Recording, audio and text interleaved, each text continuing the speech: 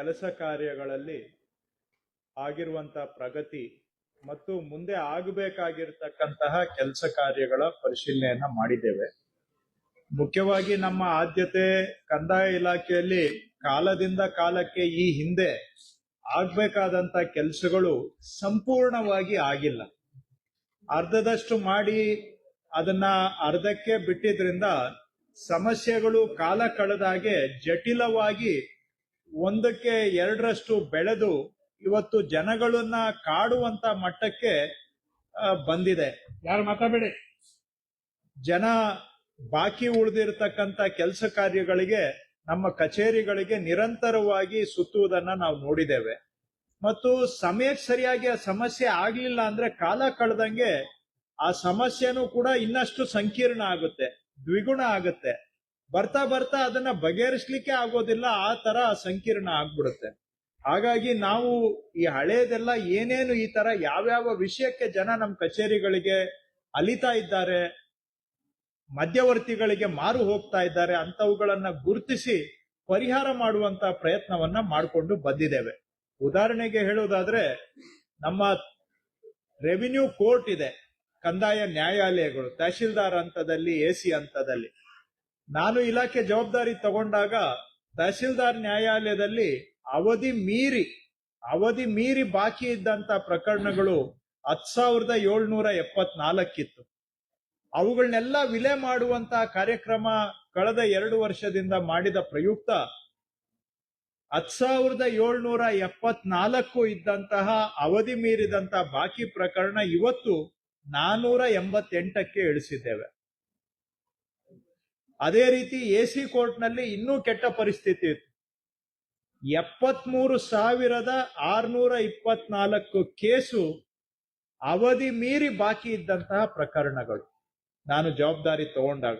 ಈಗ ಆ ತರಹ 11,600 ಪ್ರಕರಣ ಬಾಕಿ ಉಳಿದಿದೆ. ಎಸಿ ಕೋರ್ಟ್ಗಳಲ್ಲಿ 6 ತಿಂಗಳೊಳಗೆ ಇತ್ಯರ್ಥ ಆಗಬೇಕಾಗಿದ್ದಂತ ಪ್ರಕರಣಗಳು 2 ವರ್ಷ, 5 ವರ್ಷ, 8 ವರ್ಷ, 12 ವರ್ಷ ಆದ್ರೂ ಕೂಡ ಇತ್ಯರ್ಥ ಆಗದೆ ಬಾಕಿ ಇಟ್ಕೊಂಡು ಬಂದಿದ್ದಾರೆ. 5-10 ವರ್ಷದಿಂದ 5 ವರ್ಷಕ್ಕಿಂತ ಮೀರಿದಂತ ಪ್ರಕರಣಗಳೇ 32,757 ಇತ್ತು. 32,757 ಎಸಿ ನ್ಯಾಯಾಲಯದಲ್ಲಿ ಇದ್ದಂತಹ 5 ವರ್ಷ ಮೀರಿದಂತ ಪ್ರಕರಣ. ಇವತ್ತು ಅವುಗಳನ್ನು ಕೂಡ ವಿಲೆ ಮಾಡಿ ಒಂದು 3,300 ಬಾಕಿ ಇದೆ. ಉದಾಹರಣೆಗೆ ಹೇಳೋದಾದ್ರೆ, ಈ ರೀತಿಯಾಗಿ ಹಳೇದನ್ನ ಎಲ್ಲವನ್ನೂ ಕೂಡ ಯಾವುದು ಬಾಕಿ ಇರಿಸ್ಕೊಂಡಿದ್ರು ಅವೆಲ್ಲವನ್ನ ಆನ್ಲೈನ್ ಸಿಸ್ಟಮ್ಗೆ ತಗೊಂಡು ಬಂದು ಆನ್ಲೈನ್ ಮುಖಾಂತರವಾಗಿ ಡೇ ಟು ಡೇ ಮಾನಿಟರ್ ಮಾಡೋದರ ಮುಖಾಂತರ ಇವತ್ತು ಅವುಗಳ ವಿಲೆ ಕೆಲಸವನ್ನ ಮಾಡ್ತಾ ಇದ್ದೇವೆ. ಹಾಗೆ ಇನ್ನೊಂದು, ರಾಜ್ಯದಲ್ಲಿ ಸುಮಾರು 49 ಲಕ್ಷ ಜಮೀನುಗಳು ಮೃತರಾಗಿರುವವರಂತರ ಹೆಸರಿನಲ್ಲೇ ಮುಂದುವರೆದಿದ್ದಾವೆ. ಮೊದಲಿಗೆ ಈ ತರ ಜಮೀನುಗಳು ಎಷ್ಟಿದಾವೆ ಅಂತ ಯಾರತ್ರ ಲೆಕ್ಕ ಇರಲಿಲ್ಲ, ಯಾರು ಕೇಳಲಿಲ್ಲ, ಯಾರು ನಿಖರವಾಗಿ ಲೆಕ್ಕ ಹಾಕ್ಲಿಲ್ಲ. ಇವತ್ತು ನನಗೆ ವಿಲೇಜ್ ವೈಸ್ ಯಾವ ಜಮೀನು ಮೃತರ ಹೆಸರಿನಲ್ಲಿದೆ ಅಂತ ಲೆಕ್ಕ ಹಾಕಿಸಿ ಗುರುತಿಸಿ ಅವುಗಳೆಲ್ಲವನ್ನು ಕೂಡ ವಾರಸುದಾರರಿಗೆ ಖಾತೆ ಪಾಣಿಯನ್ನ ಮಾಡಿಕೊಡುವಂತ ಅಭಿಯಾನವನ್ನ, ಈ ಪೌತಿ ಅಭಿಯಾನವನ್ನ ಮಾಡ್ತಾ ಇದ್ದೇವೆ. 49 ಲಕ್ಷ ಜಮೀನುಗಳು ಈ ರೀತಿ ಮೃತರ ಹೆಸರಿನಲ್ಲಿ ಏನಿದ್ವು, ಇಲ್ಲಿವರೆಗೂ ಸುಮಾರು 12 ಲಕ್ಷ ಜಮೀನುಗಳನ್ನ ವಾರಸುದಾರರ ಹೆಸರಿಗೆ ನಾವೇ ಜನಗಳ ಮನೆ ಬಾಗಿಲಿಗೆ ಹೋಗಿ ಅವರನ್ನ ಒತ್ತಾಯ ಮಾಡಿ, ಬಲವಂತ ಮಾಡಿ ಅವರ ವಾರಸುದಾರರ ಹೆಸರಿಗೆ ಖಾತೆ ಮಾಡಿಕೊಡ್ತಾ ಇದ್ದೇವೆ. ಈ ಕೆಲಸ ಸುಮಾರು ವಿಲೇಜ್ ಅಕೌಂಟೆಂಟ್ಸು, ಗ್ರಾಮ ಸೇವಕರು ಕಷ್ಟಪಟ್ಟು ಮಾಡಿದ್ದಾರೆ. ಅವರ ಪರಿಶ್ರಮವನ್ನ ಗುರುತಿಸಬೇಕು ಅಂತೇಳಿ ಅವರಿಗೆ ಮಾರ್ಚ್ ವರೆಗೆ ಯಾರು ಅತಿ ಹೆಚ್ಚು ಸಂಖ್ಯೆಯಲ್ಲಿ ಈ ಪೌತಿ ಖಾತೆಯಲ್ಲಿ ಪ್ರಗತಿಯನ್ನ ಮಾಡಿದ್ದಾರೆ ಅವರಿಗೆ 5 ಕೋಟಿ ರೂಪಾಯಿಗಳು ಪ್ರೋತ್ಸಾಹ ಧನವನ್ನ ಸರ್ಕಾರದಿಂದ ಕೊಡಬೇಕು ಅಂತ ನಾವು ತೀರ್ಮಾನ ಮಾಡಿದ್ದೇವೆ. ಇವೆಲ್ಲ ಹಿಂದೆ ಒಂದೊಂದು ಪೌತಿ ಖಾತೆ ಆಗ್ಬೇಕಾದ್ರೆ ರೈತರು ಅರ್ಜಿ ಕೊಟ್ಟು ನಮ್ಮ ಕಚೇರಿಗಳಿಗೆ ಅಲೆದು ಮಧ್ಯವರ್ತಿಗಳ ಮುಖಾಂತರ ಕೊನೆಗೆ ಮಾಡಿಸ್ಕೊಳ್ಬೇಕಾದಂತ ಪರಿಸ್ಥಿತಿ ಇತ್ತು. ಇವತ್ತು ನಮ್ಮ ಅಧಿಕಾರಿಗಳು ರೈತರ ಮನೆ ಬಾಗಿಲಿಗೆ ಹೋಗಿ ಪೌತಿ ಖಾತೆಗಳನ್ನ ಮಾಡಿಕೊಡ್ತಾ ಇದ್ದೇವೆ. ಅದೇ ರೀತಿ ಲಕ್ಷಾಂತರ ಪ್ರಕರಣ ಸರ್ಕಾರದಿಂದ ಹಿಂದೆ ಜಮೀನ್ ಮಂಜೂರಾಗಿದೆ, ಆದ್ರೆ ಅವರಿಗೆ ಪೋಡಿ ಆಗಿಲ್ಲ, ದುರಸ್ತ ಆಗಿಲ್ಲ, ಅವರಿಗೆ ಸ್ಕೆಚ್ ಆಗಿಲ್ಲ, ಸಂಪೂರ್ಣ ದಾಖಲೆ ಅವರ ಹೆಸರಿಗೆ ಬಂದಿರಲಿಲ್ಲ. ಲಕ್ಷಾಂತರ ಕೇಸ್ ಇದೆ. 2013ರಿಂದ 18ರಲ್ಲಿ ಅಂತದ್ದು 5842 ಪ್ರಕರಣ ಮಾತ್ರ ಅರ್ಜಿ ಕೊಟ್ಟವರದ್ದು ಪೋಡಿ ಆಗಿತ್ತು. ಅರ್ಜಿ ಕೊಡೋದು ಮಾಡಿಸ್ಕೊಳ್ಳಕ್ಕೆ ಶಕ್ತಿ ಇರೋರಿಗೆ ಮಾತ್ರ ಸಾಧ್ಯ, ಎಲ್ಲಾರ್ದು ಆಗ್ತಿರ್ಲಿಲ್ಲ. 2018ರಿಂದ 23ರ ನಡುವೆ 8500 ಪ್ರಕರಣ ಪೋಡಿ ಆಗಿದೆ. ಇದನ್ನ ನಾವೇನೆ ರಾಜ್ಯದಲ್ಲಿ ಈ ತರದ್ದು ಎಷ್ಟಿದೆ ಅಂತ ಗುರುತಿಸಿ ನಾವೇ ಮಂಜೂರಿದಾರರಿಗೆ 1 to 5 ರಿಪೋರ್ಟ್ ಅನ್ನ ತಯಾರು ಮಾಡಿ ಯಾರ್ದು ಅರ್ಜಿಗೆ ಕಾಯದೆ ನಾವೇ ಇವತ್ತು ಹೋಗಿ ಅವರಿಗೆ ಪೋಡಿ ದುರಸ್ತು ಮಾಡಿಕೊಡ್ತಕ್ಕಂತ ನನ್ನ ಭೂಮಿ ಅಭಿಯಾನವನ್ನ ನಡೆಸ್ತಾ ಇದ್ದೇವೆ. ಹೋದ ವರ್ಷ ಜನವರಿಗೆ ಆರಂಭ ಮಾಡಿದ್ದೇವೆ. ಈ ವರ್ಷ ಜನವರಿ ಅಷ್ಟೊತ್ತಿಗೆ 1,93,000 ರೈತರದ್ದು ನಾವಿವತ್ತು ಅಳತೆಗೆ ತಗೊಂಡಿದ್ದೇವೆ ಪೋಡಿ ದುರಸ್ತು ಮಾಡಿಕೊಡ್ಲಿಕ್ಕೆ. 13ರಿಂದ 18ರಲ್ಲಿ ಆಗಿದ್ದು 5,842, 19ರಿಂದ 18ರಿಂದ 23ರ ನಡುವೆ ಆಗಿದ್ದು 8,500. ನಾವು ಜನವರಿ 25ರಿಂದ ಜನವರಿ 26ರ ನಡುವೆ ಮಾಡಿರೋದು 1,93,000. ಈ ರೀತಿಯಾಗಿ ಹಳೇವು ಇವೆಲ್ಲ ಹಿಂದೆ ಮಂಜೂರು ಮಾಡಿದ್ದಾರೆ, ಆದ್ರೆ ಅವ್ರಿಗೆ ಮಾಡಬೇಕಾದಂತ ದಾಖಲೆಗಳನ್ನ ಮಾಡದೆ ಅವರು ಈ ಜಮೀನನ್ನ ಮಕ್ಕಳಿಗೆ ಭಾಗ ಮಾಡ್ಲಿಕ್ಕೂ ಆಗೋದಿಲ್ಲ, ಕಷ್ಟ ಬಂದ್ರೆ ಮಾರಾಟ ಮಾಡಕ್ಕೂ ಆಗೋದಿಲ್ಲ, ಪೋಡಿ ಆಗದೆ ಹೋದ್ದು ಕೆಲವು ಬ್ಯಾಂಕ್ ಅಲ್ಲಿ ಲೋನು ಸಿಗೋದಿಲ್ಲ. ಇಂಥ ಪ್ರಕರಣಗಳನ್ನ ಹುಡುಕಿ ನಾವು ಅವರಿಗೆ ಶಾಶ್ವತವಾಗಿ ಪರಿಹಾರ ಕೊಡುವಂತ ಕೆಲಸ ಮಾಡ್ತಾ ಇದ್ದೇವೆ. ಹಾಗೇನೆ ಈ ಸುಮಾರು ಜನ ನಮ್ಮ ಕಚೇರಿಗಳಿಗೆ ಸುತ್ತುವಂತಹದ್ದು ದೃಢೀಕೃತ ದಾಖಲೆಗಳನ್ನ ತಗೊಳಕ್ಕೆ, ಸರ್ಟಿಫೈಡ್ ಕಾಪಿ. ಅದು ಕೂಡ ಅವ್ರು ಬಂದು ಅರ್ಜಿ ಕೊಟ್ರೆ ಕೆಲವು ಬಾರಿ ನಿಮ್ ಕೇಸ್ ವರ್ಕರ್ ಅಲ್ಲಿ ಇರೋದೇ ಇಲ್ಲ, ಒಂದ್ ದಿನ ಎಲ್ಲ ಕಾಯ್ಬೇಕು. ಕಾದು ಅರ್ಜಿ ಕೊಟ್ರೆ ಇನ್ನೊಂದು ವಾರ ಬಿಟ್ಕೊಂಡು ಬನ್ನಿ ಅಂತ ಹೇಳ್ತಾರೆ. ವಾರ ಬಿಟ್ಕೊಂಡು ಆ ದಿನ ಬಂದ್ರೆ ಇನ್ನೂ ಸಿಕ್ಕಿಲ್ಲ, ಇನ್ನೊಂದು ವಾರ ಬಾ ಅಂತ ಹೇಳ್ತಾರೆ. ವಾರ ಬಿಟ್ಟು ಬಂದ್ರೆ ಮತ್ತೆ ಅವರು ಕಚೇರಿಯಲ್ಲಿ ಇರೋದಿಲ್ಲ. ಅವತ್ತು ಒಂದು ದೃಢೀಕೃತ ದಾಖಲೆ ತೆಗೆದುಕೊಳ್ಳೋದಿಕ್ಕೆ 4-6 ಬಾರಿ ಕಚೇರಿಗೆ ಸುತ್ತಿ ಕೊನೆಗೆ ಯಾವುದೋ ಮಧ್ಯವರ್ತಿಗೆ ದುಡ್ಡು ಕೊಟ್ಟು ಅವ್ರ ಮುಖಾಂತರ ದಾಖಲೆಗಳನ್ನ ನಾವು ಪಡ್ಕೊಳ್ಬೇಕಾಗುತ್ತೆ ಅಂತ ಜನ ದೂರ ಮಾಡ್ತಾ ಇದ್ವಿ.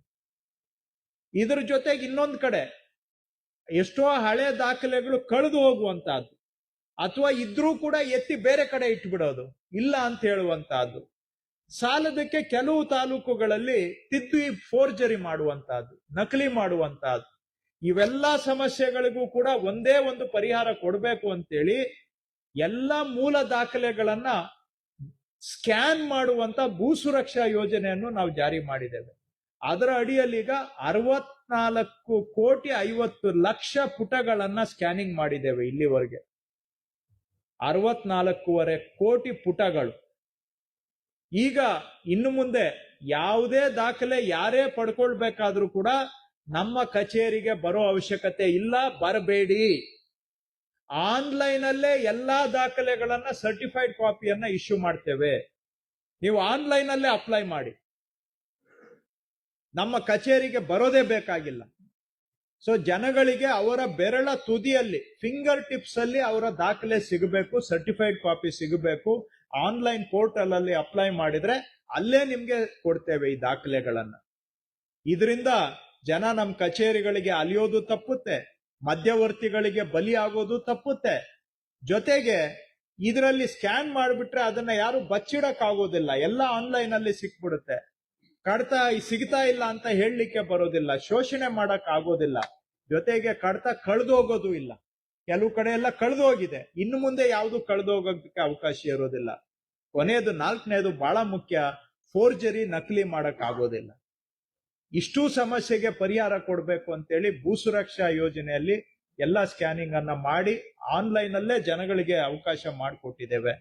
ಮತ್ತು ಈ ಬಹಳ ದಶಕಗಳಿಂದ ನಮ್ಮ ರಾಜ್ಯದಲ್ಲಿ ಇದ್ದಂತಹ ಸಮಸ್ಯೆ ದಾಖಲೆ ರಹಿತ ವಸತಿ ಪ್ರದೇಶಗಳು.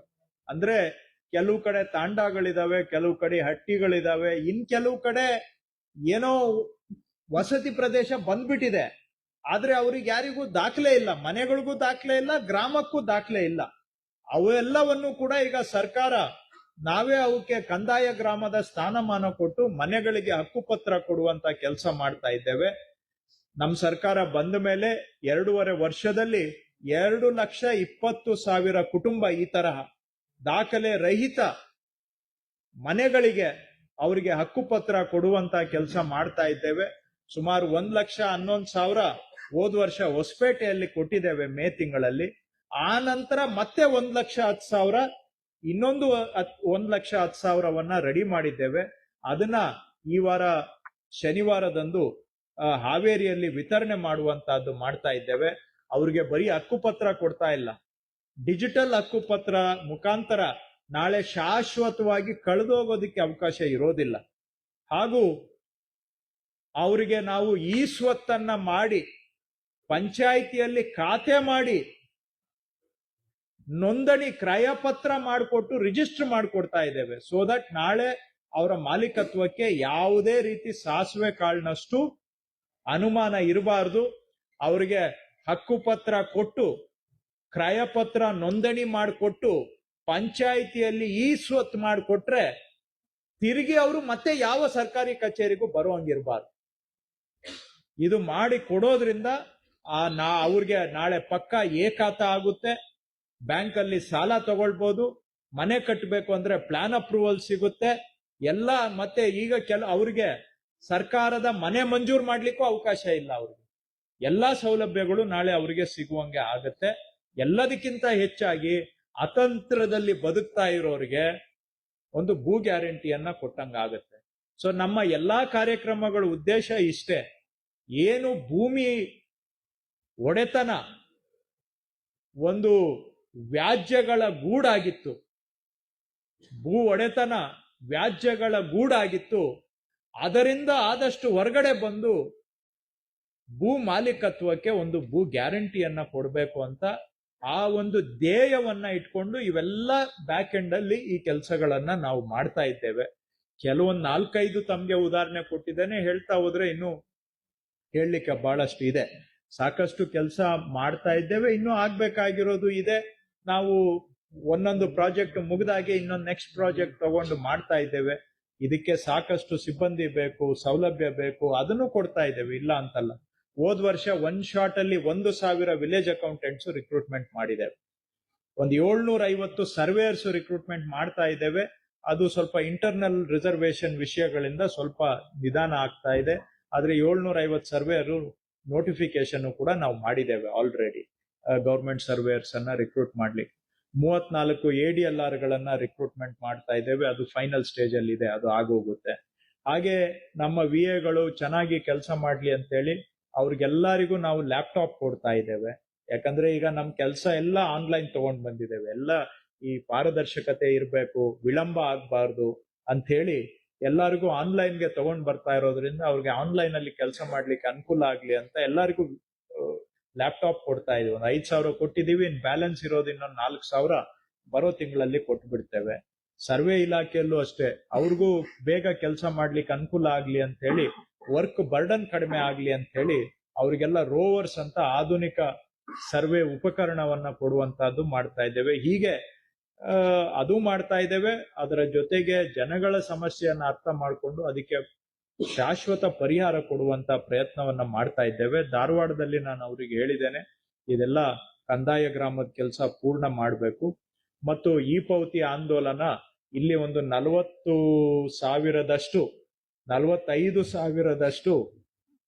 ಜಮೀನುಗಳು ಮೃತರ ಹೆಸರಿನಲ್ಲಿದ್ದು, ಅದರ ಪೈಕಿ ಡಿಸ್ಪ್ಯೂಟ್ಗಳನ್ನ ಹೊರತುಪಡಿಸಿದ್ರೆ ಈಗಾಗಲೇ ಅವರೊಂದು 26,000 ಮುಗಿಸಿದ್ದಾರೆ. ಇನ್ನೊಂದು 10,000 ನಾವು ಡಿಸ್ಪ್ಯೂಟ್ 10,000 ಡಿಸ್ಪ್ಯೂಟ್ಗೆ ಹೋಗುತ್ತೆ. ಅದು ಉಳಿದಿದ್ದು ಇನ್ನೊಂದು 10,000 ಉಳಿಯುತ್ತೆ. 10,000ವನ್ನ ಮಾರ್ಚ್ ಒಳಗಡೆ ಮುಗಿಸ್ಕೊಡ್ಬೇಕು ಅಂತ ನಾನು ಅವ್ರಿಗೆ ಸೂಚನೆ ಕೊಟ್ಟಿದ್ದೇನೆ. ಇವೆಲ್ಲ ಹಿಂದೆ ಅವರೇ ಬಂದು ಅರ್ಜಿ ಕೊಡ್ಬೇಕಾಗಿತ್ತು, ಅರ್ಜಿ ಕೊಟ್ಟು ಅಲಿಬೇಕಾಗಿತ್ತು. ಇವತ್ತು ನಾವು ಜನರ ಮನೆ ಬಾಗಿಲಿಗೆ ಹೋಗಿ ಪೌತಿ ಖಾತೆ ದುರಸ್ತು ಇವೆಲ್ಲ ಮಾಡ್ಕೊಡ್ತಾ ಇದ್ದೇವೆ. ಪೌತಿ ಖಾತೆ ವಿಷಯದಲ್ಲಿ ನಾನು ಜನಗಳಿಗೂ ಮನವಿ ಮಾಡ್ತೇನೆ, ಸರ್ಕಾರ ಇವತ್ತು ನಿಮ್ಮ ಮನೆ ಬಾಗಿಲಿಗೆ ಬಂದು ಪೌತಿ ಖಾತೆಯನ್ನ ಬದಲಾವಣೆ ವಾರಸುದಾರರಿಗೆ ಮಾಡ್ಕೊಡುವಂತ ಅಭಿಯಾನ ಮಾಡ್ತಾ ಇದೆ. ಯಶಸ್ಸಾಗ್ಬೇಕಾದ್ರೆ ಜನನೂ ಕೈ ಜೋಡಿಸಿದ್ರೆ ಮಾತ್ರ ಸಾಧ್ಯ. ನಮ್ಮ ಅಧಿಕಾರಿಗಳು ಹೋಗಿ ಬಲವಂತ ಮಾಡೋದ್ರಿಂದನೇ ಸಾಧ್ಯ ಆಗೋದಿಲ್ಲ. ಜನನೂ ಸಹಕಾರ ಕೊಟ್ಟು ಇದನ್ನ ಉಪಯೋಗ ಪಡ್ಕೊಳ್ಬೇಕು ಅಂತ ಅವರಲ್ಲೂ ಕೂಡ ನಾನು ಮನವಿ ಮಾಡ್ತಾ ಇದ್ದೇನೆ. ಈಗ ರೈತರ ಹೊಲಗಳು ಇನ್ಸೈಡ್ ಇರುವಂತಹ ಹೊಲಗಳಿಗೆ ದಾರಿಗಳದ್ದು ಸಮಸ್ಯೆ ಬಹಳ ವರ್ಷದಿಂದ ಇದೆ ಸರ್. ಈ ತರ ಸುಧಾರಣೆಗಳ ಈಗೇನು ನೀವು ಸುಧಾರಣೆಗಳನ್ನ expect ಮಾಡಿದ್ರೆ ಅಂತದ್ದು ಏನಾದ್ರು ಅದರಲ್ಲಿ ಸಾಧ್ಯ ಆಗ್ತಾ ಇದೆಯಾ ಅಥವಾ ಅದಕ್ಕೇನಾದ್ರು ಹೊಸ ಕಾನೂನು? ಹೇಳ್ತೇನೆ. ಈಗ ಮೂರು ವಿಷಯ ಇದೆ ಇದರಲ್ಲಿ. ನಕಾಶೆಯಲ್ಲಿರುವಂತ ರಸ್ತೆ ಆದ್ರೆ ಅದು ನನ್ ಜವಾಬ್ದಾರಿ 100% ಅದಕ್ಕೆ ನಾನೇ ಜವಾಬ್ದಾರಿ, ನಾನೇ ಉತ್ತರ ಕೊಡ್ಬೇಕು. ನಕಾಶೆಯಲ್ಲಿ ಇರೋದಕ್ಕೆ ಎರಡನೇ ಮಾತೇ ಇಲ್ಲ, ಅದು ನಮ್ಮ ಇಲಾಖೆ ಜವಾಬ್ದಾರಿ. ಇಲಾಖೆ ಅಂದ್ರೆ ನನ್ ಜವಾಬ್ದಾರಿ, ಅದನ್ನ ನಾನು ಮಾಡಿಸೋದು. ಆಗಿಲ್ಲ ಕೆಲವು ಕಡೆ ಖುಲ್ಲಾ ಮಾಡುವಂತಹದ್ದು, ಆಗಿಲ್ದೇ ಇದ್ರೆ ನಾವು ಮಾಡಿಸ್ಕೊಡ್ಬೇಕು, ಅದು ನಾನೇ ಅದಕ್ಕೆ ಡೈರೆಕ್ಟ್ ಆನ್ಸರಬಲ್. ಸೊ ನಕಾಶೆಯಲ್ಲಿ ಇರೋದ್ರ ಬಗ್ಗೆ ಸ್ಪಷ್ಟ. ಎರಡನೇದು ರೂಢಿಗತ ರಸ್ತೆಗಳದ್ದು, ವಾಡಿಕೆ ರಸ್ತೆಗಳದ್ದು ದಾಖಲೆಯಲ್ಲಿ ಇಲ್ಲ, ಆದ್ರೆ ವಾಡಿಕೆಯಲ್ಲಿ ರಸ್ತೆಗಳಿದಾವೆ. ಇವುಗಳದ್ದೇ ಹೆಚ್ಚಿನ ಸಮಸ್ಯೆ. ಅದಕ್ಕೆ ಎರಡು ರೂಪದಲ್ಲಿ ಪರಿಹಾರ ಇದೆ. ಒಂದು, ನಾನೊಂದು ಆದೇಶ ಮಾಡಿದ್ದೇನೆ ಇಲಾಖೆ ಜವಾಬ್ದಾರಿ ತಗೊಂಡ್ಮೇಲೆ, ರೈತರು ಕೃಷಿ ಚಟುವಟಿಕೆಗೆ ಆ ಜಮೀನಿಗೆ ಹೋಗೋದಕ್ಕೆ ಬರೋದಕ್ಕೆ ರೈತರ ಪರವಾಗಿ ಆದೇಶ ಮಾಡಿಕೊಡೋದಕ್ಕೆ ತಹಶೀಲ್ದಾರ್ಗೆ ನಾನು ಅಧಿಕಾರ ಕೊಟ್ಟಿದ್ದೇನೆ. ರಿಪೀಟ್ ಮಾಡ್ತೇನೆ, ಸುಮಾರು ಜನ ಕರೆಕ್ಟ್ ಆಗಿ ಅರ್ಥ ಮಾಡ್ಕೊಂಡಿದ್ದಾರೆ, ಕೆಲವರು ತಪ್ಪು ಅರ್ಥ ಮಾಡ್ಕೊಂಡಿದ್ದಾರೆ.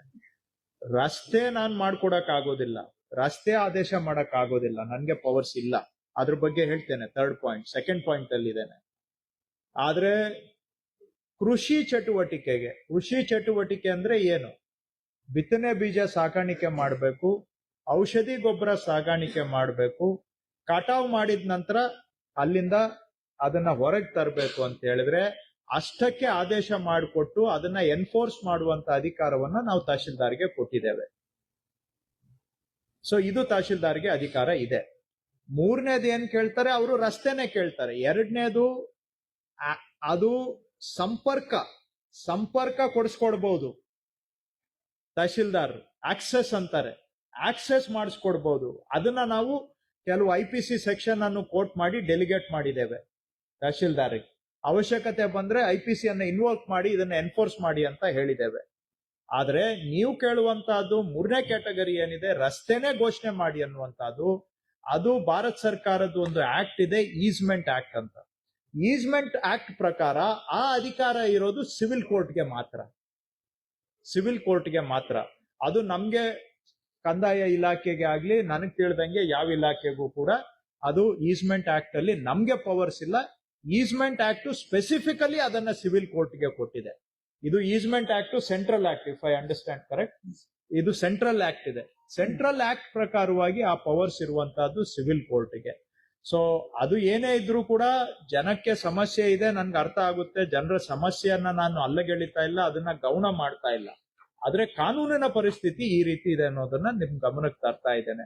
ಅವರು ಸಿವಿಲ್ ಕೋರ್ಟ್ ಅನ್ನೇ ಅಲ್ಟಿಮೇಟ್ಲಿ ಅವ್ರಿಗೆ ರಸ್ತೆನೇ ಬೇಕು ಅಂತ ಹೇಳಿದ್ರೆ, ಇಯರ್ ರೌಂಡ್ ರೋಡ್ ಬೇಕು ಅಂತ ಹೇಳಿದ್ರೆ ಸಿವಿಲ್ ಕೋರ್ಟ್ ಅನ್ನೇ ಅಪ್ರೋಚ್ ಮಾಡ್ತಾರೆ. ಅಲ್ಲಿ ಒಂದು ಸ್ವಲ್ಪ ಬಾರ್ಡರ್ ಇದೆ ಸರ್, ಅಂದ್ರೆ ಬಾರ್ಡರ್ ಸಿಸ್ಟಮ್ ಇದೆ ಹಳ್ಳಿಗಳಲ್ಲೆಲ್ಲ. ಒಂದೇ ಸಲ ನಮ್ಮಲ್ಲಿದ್ರೆ ಅಲ್ಲ ಸರ್, ಅದೇ ಅವರು ಒಬ್ಬೊಬ್ರು ಎಲ್ಲಾರು ಕೋಆಪರೇಟಿವ್ ಆಗಿ ಬಿಟ್ಕೊಂಡಿರ್ತಾರೆ.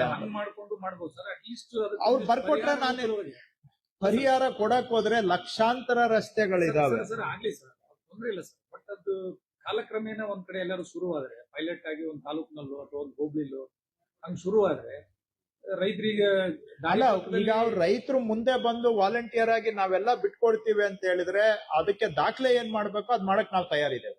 ತಹಶೀಲ್ದಾರ್ಗೆ ನಾನು ಆದೇಶ ಕೊಡ್ತೇನೆ, ವಾಲಂಟಿಯರ್ಲಿ ಅವ್ರು ಬಿಟ್ಕೊಟ್ರೆ ನಾವು ಮಾಡ್ಬೋದು. ಉಳಿದಿದ್ದು ಏನೇ ಇದ್ರು ಅದು ಸಿವಿಲ್ ಕೋರ್ಟ್ ಮುಖಾಂತರ ಆಗ್ಬೇಕು. ನೀವು ಕಾಂಪನ್ಸೇಷನ್ ಅಂತ ಹೇಳಿದ್ರೆ ಆತರ ಲಕ್ಷಾಂತರ, ಒಂದೊಂದು ಊರಿಗೆ 10 ಊರ್ ಆತರ ಇರ್ತದೆ, 10 ಇರುತ್ತೆ. ಇವತ್ತಿನ ಕಾಲದಲ್ಲಿ ರಾಷ್ಟ್ರೀಯ ಹೆದ್ದಾರಿಗೆ ಲ್ಯಾಂಡ್ ಅಕ್ವೈರ್ ಮಾಡೋದೇ ಅಸಾಧ್ಯ ಆಗಿದೆ. ಇನ್ನ ಒಂದು ಹಳ್ಳಿಯಲ್ಲಿ 10 ರೋಡ್ ಮಾಡ್ತೀವಿ ಅಂತ ಹೇಳಿದ್ರೆ ತಾವೇ ಯೋಚನೆ ಮಾಡಿ ಅದರ ಪರಿಣಾಮ ಏನು ಅಂತ. ಕಾವೇರಿ 2.0 ಸರಿಯಾಗಿ ವರ್ಕ್ ಮಾಡ್ತಾ ಇಲ್ಲ. ಈಗ ಮ್ಯಾಪ್ ಅನ್ನ ನೀವು ಏನಾದ್ರೂ ಕರೆಕ್ಷನ್ ಇದೆ ಅಂತ ಹೇಳಿ ಅದನ್ನ ಅಪ್ಲೋಡ್ ಮಾಡಿದ್ರೆ ಅದು ಕರೆಕ್ಷನ್ ಆಪ್ಷನ್ ತೋರಿಸ್ತಾ ಇಲ್ಲ. ಸಾಕಷ್ಟು ಫೈಲ್ಸ್ಗಳು ಧಾರವಾಡ ಜಿಲ್ಲೆಯಲ್ಲಿ ಉಳಿದಿರುವಂತ ಸರ್. ಸಬ್ ರಿಜಿಸ್ಟರ್ ಆಫೀಸ್ ಅಲ್ಲಿ ಹೋದ್ರೆ ಆಪ್ ವರ್ಕ್ ಆಗ್ತಾ ಇಲ್ಲ ಅನ್ನುವಂತ ಮಾತನ್ನ ಹೇಳ್ತಾರೆ ಸರ್. ಚೆಕ್ ಮಾಡ್ತೇನೆ ನಾನು, ಅದೇನ್ ನನ್ ಗಮನಕ್ಕೆ ಬಂದಿಲ್ಲ. ಇದು ವಿಷಯ ಡೀಟೇಲ್ಸ್ ತಗೊಳ್ತೇನೆ, ನೋಡಿ ಸ್ವಲ್ಪ ನಂಗೆ ರಿಪೋರ್ಟ್ ಕಳ್ಸಿಕೊಡಿ. ಸರ್, ಈ ಕಾರ್ಪೊರೇಷನ್ ಈ ಸ್ವತ್ತು ರಿಮೈಂಡರ್ ಈ ಸ್ವತ್ತು ಅವ್ರು ಕೊಡ್ತಾರೆ, ನಾವು ಕೊಡೋದಿಲ್ಲ. ಅವ್ರದೇ ಪಂಚಾಯತ್ ವ್ಯಾಪ್ತಿ ಒಳಗಿರುವಂತ ರೆವಿನ್ಯೂ ಲ್ಯಾಂಡ್ ಎಲ್ಲ ಇರ್ತಾವಲ್ಲ, ಕಾಂತಾನ ಅಂತದಲ್ಲಿ ಅದನ್ನ ಪಂಚಾಯತಿಯವರು ಈ ತರ ಈ ಸ್ವತ್ತು ರೂಪದಲ್ಲಿ ತಗೊಂಡ್ ಬಂದು ಹಂಗೆಲ್ಲ ಮಾಡೋದಕ್ಕೆಲ್ಲ ಅವಕಾಶ ಇದೆಯಾ ಸರ್? ಕೆಲವು ಯಾವುದು ಈಗ ಕ್ರಯದ ಮುಖಾಂತರ ಬಂದಿದೆ ರೆವಿನ್ಯೂ ಲ್ಯಾಂಡ್ ಅಲ್ಲಿ, ಅವಕ್ಕೆಲ್ಲದಕ್ಕೂ ಕೂಡ ಈ ಸ್ವತ್ತು ಅಲ್ಲಿ 11B ಕೊಡೋದಕ್ಕೆ ಈಗ ಹೊಸದಾಗಿ ಅವಕಾಶ ಮಾಡಿಕೊಟ್ಟಿದೆ. ಸಾಫ್ಟ್ವೇರ್ ಅಲ್ಲಿ ಅದು RDPR ನವ್ರದ್ದು ಹೇಳ್ತಾ ಇದ್ದೀನಿ, ನಮ್ಮ ಇಲಾಖೆಲ್ಲ RDPR ನವರೇ ಮಾಡ್ತಾರೆ. ಆದ್ರೆ ಅವ್ರ ಪರವಾಗಿ ಬಂದಿರುವಂತಹ ರೆವಿನ್ಯೂ ಲ್ಯಾಂಡ್ ಅಲ್ಲಿ ಇರ್ತಕ್ಕಂಥ ನಿವೇಶನಗಳಿಗೆ ಈ ಸ್ವತ್ತು ಮುಖಾಂತರ 11B ಕೊಡ್ಲಿಕ್ಕೆ ಈಗ ಅವಕಾಶ ಮಾಡಿಕೊಂಡಿದ್ದಾರೆ. ಅದರಲ್ಲಿ ಸ್ವಲ್ಪ ಸಾಫ್ಟ್ವೇರ್, ಯಾಕಂದ್ರೆ ಹೊಸದಾಗಿ ಸಾಫ್ಟ್ವೇರ್ ಅನ್ನ ಬಿಡುಗಡೆ ಮಾಡಿದ್ದಾರೆ. ಸ್ಟಾರ್ಟಿಂಗ್ ಅಲ್ಲಿ ಕೆಲವು ಪ್ರಾಬ್ಲಮ್ಸ್ ಇದೆ. NIC ಅವರು ಸಾಫ್ಟ್ವೇರ್ ಅನ್ನ ಡೆವಲಪ್ ಮಾಡಿದ್ದಾರೆ. ಅವರು ನಾವು ಕೇಳಿದಷ್ಟು ವೇಗವಾಗಿ ಅವರು ಅದನ್ನ ನ್ಯೂನ್ಯತೆಗಳನ್ನ ಸರಿಪಡಿಸ್ಲಿಕ್ಕೆ ಆಗ್ತಾ ಇಲ್ಲ, ಬಟ್ ಮಾಡ್ತಾ ಇದ್ದಾರೆ. ಡೈಲಿ ಸಾಫ್ಟ್ವೇರ್ ಅಲ್ಲಿ ಕೆಲವು ಸಣ್ಣ ಪುಟ್ಟ ಚೇಂಜಸ್ ರಿಕ್ವೆಸ್ಟ್ ಬಂದಿದ್ ಮಾಡ್ತಾ ಇದ್ದಾರೆ. ಆದ್ರೆ ತಮ್ಮ ಪ್ರಶ್ನೆ, ಸಾಫ್ಟ್ವೇರ್ ಅಲ್ಲಿ ಸ್ವಲ್ಪ ಇಶ್ಯೂಸ್ ಇದೆ. ಆದ್ರೆ ತಮ್ಮ ಪ್ರಶ್ನೆಗೆ ಉತ್ತರ ಕೊಡೋದಾದ್ರೆ, ಖಾಸಗಿ ಜಮೀನಲ್ಲಿ ಕ್ರಯ ಮಾಡಿ ನೀವು ಕೊಂಡ್ಕೊಂಡಿದ್ರೆ, ಕ್ರಯ ಪತ್ರ ಇದ್ರೆ ಅವರಿಗೆ 11B ಕೊಡೋದಕ್ಕೆ ಈ ಸ್ವತ್ತುವಲ್ಲಿ ಅವಕಾಶ ಇದೆ. ಕರೆಕ್ಟಾ ಸಿ ಅವರು? Is it not? ಸರ್, ಮೂಡ ಪ್ರಕರಣದಲ್ಲಿ ಸರ್, ಮೂಡ ಪ್ರಕರಣ ಲಾಸ್ಟ್ ಲೋಕಾಯುಕ್ತರಿಗೆ ದುಡ್ಡು ಕೊಟ್ಟು ಕೋಟಿ ದುಡ್ಡು ಕೊಟ್ಟು ಈ ರಿಪೋರ್ಟ್ಸ್ ಹಾಕಿದ್ದಾರೆ ಅಂತ ಸರ್ ಆರೋಪ. ರಾಷ್ಟ್ರಪತಿ ಅವರಿಗೆ ದೂರು ಕೊಡ್ಲಿ, ಅವರು ಎನ್ಕ್ವೈರಿ ಮಾಡ್ತಾರೆ ರಾಷ್ಟ್ರಪತಿ. ಕಾರ್ಯಕ್ರಮದ ಪ್ರಾಯೋಜಕರು ಪ್ರಿಂಟ್ ಪಾಯಿಂಟ್, ಕಿಟಲ್ ಕಾಲೇಜ್ ಹತ್ತಿರ, PB ರೋಡ್, ಧಾರವಾಡ. ನಮ್ಮಲ್ಲಿ ಎಲ್ಲ ತರಹದ banner print, colour print, offset print ಸೇವೆ ಇದೆ. ಬ್ಯಾನರ್ ಆಗಲಿ, ಕಲರ್ ಪ್ರಿಂಟ್ ಆಗಲಿ, ಸ್ಪಷ್ಟತೆಗೆ ಕನ್ನಡಿ. Print point, the print solution under one roof.